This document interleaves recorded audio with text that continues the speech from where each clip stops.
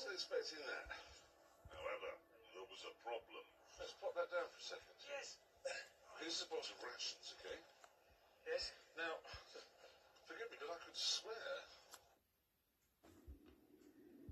Oh, God. Why would Wilman do that? Because he's evil. Why would he send us a car in bits that isn't a car? I don't care about the car in bits. He, and both of you actually, are quite capable of doing that. This, on the other hand, is a catastrophe. How many of those have you found? One. Why don't you trouble yourself with matters food-related?